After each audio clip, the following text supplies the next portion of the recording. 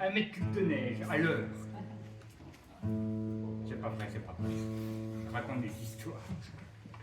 Mais les gens sont chaleureux, les Belges. La preuve. La preuve.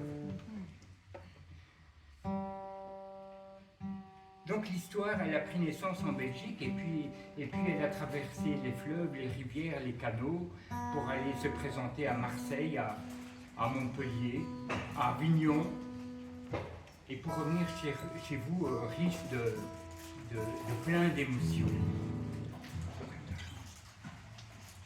Alors ça se passe il y a très longtemps. Coincé dans le creux des têtes d'une vallée, pas bien grande, pas plus de 600 habitants à l'époque. Et quand l'hiver tombait comme une masse, toute la populace se réfugiait chez l'un, chez l'autre, tu vois, et se réchauffait en coudes serrés, en mains tendues autour du poêle, et se réchauffait en parlure, en commérage de tout genre, et se réchauffait le gosier avec un petit apéritif bien corsé. Une église, avec son curé, vieux.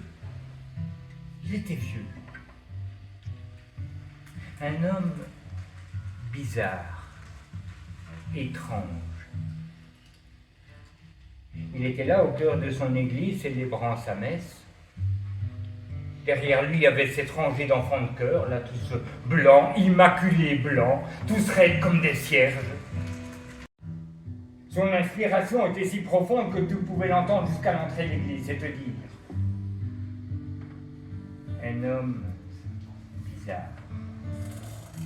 Aller voir le plombier du village et puis tous deux ils se mettaient autour d'une liqueur et ils se racontaient les histoires du village et d'ailleurs. Dans la tête de ce vieux curé, ça foisonnait de culture et de connaissances, c'était bon de l'écouter. Il avait des mains allongées encore par de longs doigts et des ongles noircis par on ne sait pas trop quoi d'ailleurs. D'ailleurs, ses mains parlaient autant que sa bouche. La soif de liberté, cette sensation forte et puissante qui te fait accomplir tes rêves les plus fous, les plus audacieux. C'est vrai, certains la trouvent dans l'admiration des étoiles ou dans une étreinte plus que sensuelle. D'autres parcourent le monde, puis font le tour de la Terre, puis une deuxième fois, parce que la première, c'était un petit bout d'aventure. Ou gravissent les montagnes pour lécher et caresser leur sommet, et là-haut, malgré ce front intense qui te pénètre, découvrir des paysages à couper le souffle, où il n'y a même plus d'horizon et avoir enfin cette sensation de liberté.